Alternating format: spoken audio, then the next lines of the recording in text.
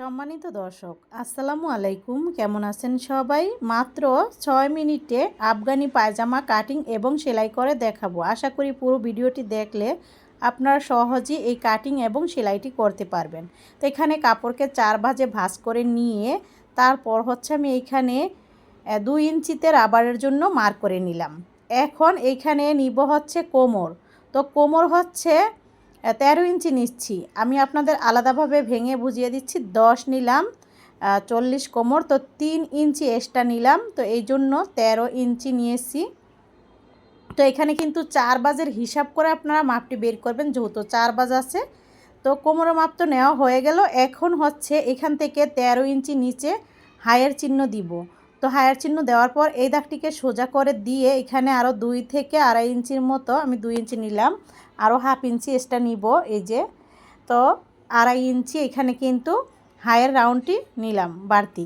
তারপর হচ্ছে এখন লাম্বার যে মাপটি সেটি নিব। যার যেরকম আসে সেই আন্দাজে আপনারা লাম্বার মাপটি বের করে নেবেন। তো যেহেতু নিচে বর্ডার হবে এই জন্য কাপড়টিকে আমি কমিয়ে কাটবো। তো এখানে কাটবো হচ্ছে 33 ইঞ্চিতে আমি মার্ক করে দিব। তো এই যে 33 ইঞ্চিতে মার্ক করার পর যে কাপড়টা থাকলো এখানে কিন্তু আছে 3.5 ইঞ্চির মতো। তো এখন আমি এই দাগটি সোজা করে দিলাম। এটা কিন্তু নিচের যে বর্ডারটা হবে সেইটা। তো এই কাপড়টাও কিন্তু আমাদের বর্ডারের জন্য লাগবে। তো যাই হোক, এটা হচ্ছে লাম্বাটা যার যেরকম আসে সেই আন্দাজে নেবেন, কিন্তু বর্ডার সহ নিতে হবে। তারপরে এই রাউন্ডটিকে মিলিয়ে দিলাম, পুরো গেটটা নিয়ে নিয়েছি যাতে কুচিটা বেশি হয়। আশা করছি আপনারা বুঝতে পারছেন মাপটি। এরপর আপনাদের কেটে দেখাবো, তারপর আপনাদের সেলাই করেও দেখাবো। আপনারা ধৈর্য সহকারে দেখুন। এই যে এখানে এখন আমি কেটে নিচ্ছি। একদমই কাপড়ের যে ঘেরটা সেটা দেখুন একদম পুরো দিয়ে দিয়েছি, শুধু কাটিং করার জন্য কিছুটা রাখলাম। এরপর এই যে কাটিং করা কিন্তু হয়ে গেল। এরকম কুচি কুচি এখানে হবে। সেলাইয়ের সময় তো অবশ্যই আপনাদের দেখিয়ে দিব। তবে এই যে কাপড়টা থাকলো, এই কাপড়টা পায়ের মুখ যতটুকু ততটুকু নিব, তবে হাফ ইঞ্চি বাড়িয়ে। এই যে এখানে আছে 4 ইঞ্চির মতো। তো দেখুন এইখানে নিব 6.5 ইঞ্চি পায়ের মুহুরিটা। 6.5 ইঞ্চি নিয়ে এটাকে ডাবল করে দিব, তাহলেই কি হবে, দুইটি পায়ের জন্য হয়ে যাবে। তো এখন এই যে এখন মাঝখানে কেটে দিচ্ছি। তো হয়ে গেল দুটি সালোয়ারের পায়ের মুহুরি আর কি।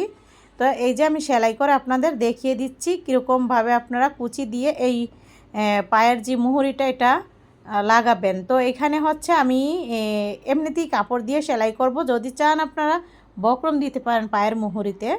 যাই হোক, এখন আমি কুচিটি দিয়ে দিচ্ছি। প্রথমে পায়ের যে কুচি সেটা দিতে হবে। এটা কিন্তু কোমর না, এটা কিন্তু পা, সেটা খেয়াল রাখতে হবে। ডিজাইনটাই কিন্তু কুচির। এটাই হচ্ছে এই আফগানি পায়জামা বা লিপলাইলা পায়জামা যেটাই বলেন না কোনো, এটার যে মূল আকর্ষণ, মূল ডিজাইন এটাই।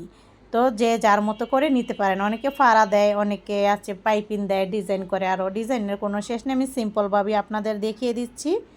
তো আমি কিন্তু ডিজাইন করেও এই আফগানি পায়জামার ভিডিও আমার চ্যানেলে আপলোড দেওয়া আছে, আপনারা চাইলে সেখানে দেখে নিতে পারেন।